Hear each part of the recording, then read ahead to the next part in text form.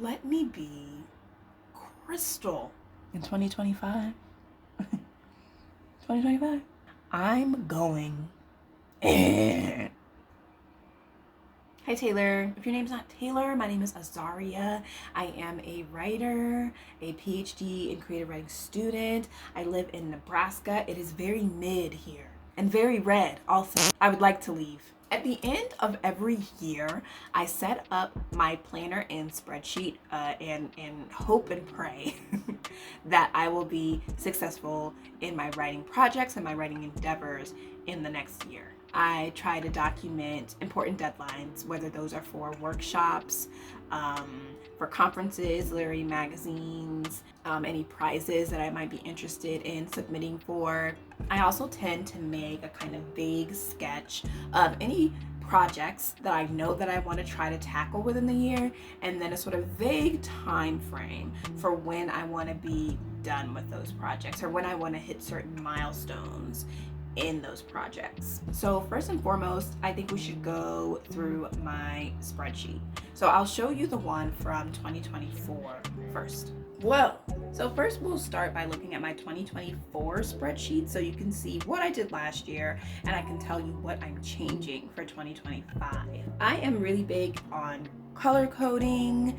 I always implement color coding in my classroom, not as something that my students have to do, but it's always something that I want them to try, especially if they've never done it. And a lot of the time, I would say I usually have, out of a 20 student class, 4 or 5 students that decide that color coding is really for them, it's really helpful for them, and then I see that in their subsequent drafts. Color coding is really helpful for me. It allows you to sort of see what's happening at a glance, and organizing things just makes things work in my head. And so I have a few different colors for my submission spreadsheet. First and foremost, I create different sheets within the spreadsheet for different things. So I have a magazines and contests sheet, a residencies and fellowships sheet, and then I have a sheet for current pieces, a sheet for current projects, and then I have a sheet for idea fragments. And a writer that I met while at a workshop named Leslie Akrama, I believe, she calls idea fragments, she calls it a drip pan. And she has a drip pan for every different project, and I do that as well, but my idea fragments spreadsheet is more so for just ideas that I get, whereas the drip pan is for ideas that I get for a specific project. Organizing the sheets this way really helps me personally. So in terms of the colors that I use, I put sort of priority deadlines in purple. So if there are any deadlines, any magazines, fellowships, residencies, conferences that I know for sure that I want to apply for, that I really want to keep on my radar, I highlight them in purple, and then when I plan out my year, I put those deadlines in the actual physical planner. If I submit a piece somewhere and I'm waiting to hear back, then I will put those in blue. I will fill those with blue. And then if I submit a piece somewhere and they accept the piece, then I will make those green. On the rare occasion that I've pulled something that I sort of don't fit the bill for, so maybe the criteria doesn't match, I'm not eligible for it for whatever reason, maybe because I'm in a PhD program, because I have an MFA, because I'm too old, too young, whatever it might be, then I put those in pink. And I still try to hold on to those, keep those in the back of my mind just in case I meet someone that is a good fit. If I put something in orange, that means that I don't have enough information about it on the spreadsheet to decide whether or not I want to submit. And then if something is in red, that means that I submitted to the thing, but I got denied, or that I missed the deadline. So that was for the 2024 spreadsheet. In the 2025 spreadsheet, I'm making some instrumental changes that I hope will really help narrow things down and submit to places that I really am passionate about. First of all, every year I delete items, whether it's because I'm not eligible for them or because I just decide that I am no longer interested in them. Sometimes when you get published, for example, in a higher magazine, or you get agented or something like that, then submitting to lower magazines or lower opportunities just may not be the best use of your time. Along with that though, every year I add other opportunities. So overall, the list gets shorter every year, but I do add things every year and I take away things every year. So the first change that I made to the spreadsheet this year was to add direct links links to every opportunity. I don't know why I didn't do this before, maybe because it was just a lot of work, a lot of clicking and copying and pasting, but I went through and did all of that this time, so that if for whatever reason I forget what the guidelines are, I can always just click on the link in the spreadsheet and see the guidelines. The next thing that I did was I added a column for important information regarding whatever I'm submitting to, and that's where I put any stipulations that they have on what might need to be submitted. So I don't put whether they're asking for a cover letter or not on there, because they usually are, and so I think it's good to sort of go in with the idea that they're going to ask you for a cover letter. Some places don't, but I just don't document that, but I do document sort of what kind of work they're looking for. If they have a few sentences about what work they'd like to read, if they have word count stipulations, things like that, I put that in the important information section. I also added a column for ranking, and in terms of ranking, I use the Erica Krause 500 top literary magazines list, and I'll link that in the description. It's a really great resource. It tells you sort of what magazines are paying, what magazines nominate winners for certain prizes, like the Pushcart Prize, Best of the Net Prize, things like that, how much they're paying. It's really great. It has a lot of really great information, and if you're interested in submitting short stories, short essays, poetry to literary magazines, then it's a really good resource. I plan on documenting the ranking of certain magazines as I see the deadlines. And I added another color to my color coding system. So I also added the color gray, and the color gray means that I missed a deadline. So now the color red just means that I applied for whatever it is and I was denied, while the color gray is for not having applied at all because I missed the deadline. So I personally am still looking for the perfect planner. I haven't been able to find one that works perfectly for me yet. Every planner that I get is just kind of serviceable. I haven't really fallen in love with one. I've tried lots of different planners. I've tried planners from small businesses, planners from big stores like Michael's and Walmart. I've tried bullet journals. I've tried all kinds of planners, and I just haven't found my perfect fit yet. I'll keep trying. This year, I got a planner from Barnes & Noble, and the planner is called the 2025 Desk Diary, and I really do like this planner. I hope that I enjoy using it throughout the year. If I don't, then I'll probably figure out a way to just make my own custom planner with my own custom units and own custom pages and stuff like that. But the reason that I really like the Desk Diary from Barnes & Noble is because every month there is a profile of a different writer at the very front. So for the month of January, it's Toni Morrison. If you know me, I love Toni Morrison. Fun fact, not so fun fact, Toni Morrison actually passed away on my birthday. In addition to that sort of first page of the month, or first couple of pages of the month, where they give you a profile on the writer, talk about their notable works and all of that, throughout each week they actually profile a different writer. So at the beginning of January we get the profile for Toni Morrison, and then at the first week of January you get a profile for Willa Cather, and Willa Cather is actually from Nebraska. So it seemed really poetic. It seemed appropriate for me to get this planner. Additionally, in the back of the book there's a list of former winners of certain writing prizes. So there's like the Booker Prize, there's the Nobel Prize for Literature, there's the National Book Award, and then I believe there's the Discovery Awards, which were specific Barnes & Noble book prizes. Other than that, the planner has, a page of stickers in the back, pocket in the back, notes in the back. The pages are nice and thick. I really like the kind of vertical layout of each day, and so I think it's going to be a fine planner. I don't know if I'll love it. I hope that I love it though. In addition to putting my priority deadlines into the planner right away, I also put other deadlines that I might need to be cognizant of, any deadlines for publishing that I might need to worry about. I put in any important deadlines for my teaching job that I might need to worry about, any appointments that I might need, any events that I'm attending.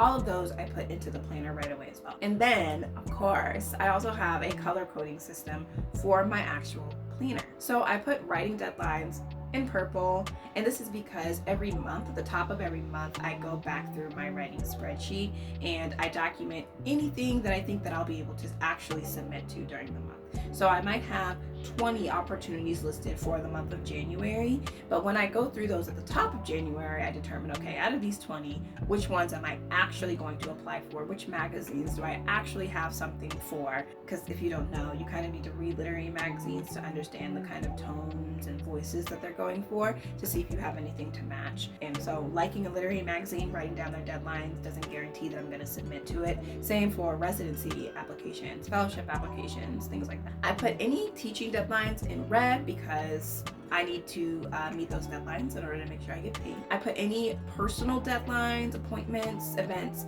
in blue, and then I put daily tasks in black. So I always make a list. I make a daily list, I make a monthly list, I make a yearly list. And so finally, I wanted to end this by just going over some of my goals for the year of 2025. So my first goal is to get agented. How? Why are you asking that? Mind your business. I actually have a video planned to talk about my process of looking for an agent, my plans for looking for an agent. I hope to bring that to you soon. My next goal is to finish all the revisions of Project Girls. So I actually sent Project Girls the full manuscript to my first beta reader. He has it already. He's planning to give me some feedback in mid-January. I'm really excited about that. But I haven't finished all of my revisions for it. I haven't touched it since the second round of revisions because I was looking at it a little too much. But by the end of the year, I want to have all of those revisions finished. My next goal is to get one Sparkle publication. And Sparkle publications are from really prestigious literary magazines. So think Granta, Agni, The Atlantic, The New Yorker. These are publications that are really aspirational. They also tend to pay. And so I would really, really, really love to get a piece submitted into one of those magazines, but I don't yet have something that I think is strong enough. I would love to finish in 2025 all of my readings for my field and focus lists. If you don't know, field and focus lists are a part of comprehensive exams for doctoral students. And in my program specifically, each list has to be 20 books. So that's 40 books. I'd love to finish all of those books this year. That's, a little less than a book a week. I think I should be able to do that, but only time will tell. And then, honestly, truly, by the end of 2025, I want to write another novel. I know. Oh my God. I literally told Taylor that I never want to write a novel again. And it's true. It was so laborious. It was much harder than I thought it would be. But one of the works in progress that I actually talked about in my works in progress video, I got some inspiration for recently. The muse has been hitting me. And so I would really, really, really love to tackle that in 2025 if possible. How do I plan to do this in 2025? I have some action items that I want to go over with you. And the first one is to set aside at least 2 hours every week to write and revise. I love revision. I think revision is where the real writing happens. It's where the real work gets done. It's where you're the most creative, I personally feel. And so I really don't think having those 2 hours of dedicated time to my writing practice is going to be very difficult for me. I also would like to tackle a book a week. I think that's doable. I think as long as I start scrolling on this app so much, that'll be doable for me. I would love to begin sending query letters in January. I have a draft of my query letter, and I think that the first few chapters of my novel are good enough to query with, but we'll see how that goes. At the very, the absolute latest that I would be willing to send query letters would be the first week of February. And so I already have some agents that I've touched base with before that would like to read my full-length work. And so I'm going to start with those agents, and then once I hear back from them, I'm going to loop around to finding other agents that represent writers whose work I feel is similar to mine, and I'll go from there. I might make an entire video about querying, about writing a query letter. I'll see what's available on YouTube first, and then I'll make that decision. I also want to make sure that I apply for doctoral funding. There are a lot of places, a lot is a relative term as well, but there are places that offer funding for your doctoral dissertation, and so I might apply for some funding through those places to see what could happen, and because it would make my transition from dissertation into the workforce much smoother. And then my final goal is a goal that I stated in my end of the year goals video, and that's just to write radically and with intention. I want to write things that I want to write. I don't want to sort of feel trapped into writing things that I don't want to write, or writing things just to please an editor or an agent. I really want to go with my gut and write what I feel drawn to write this year. And so I want to elaborate a little bit on what I said at the beginning of the video.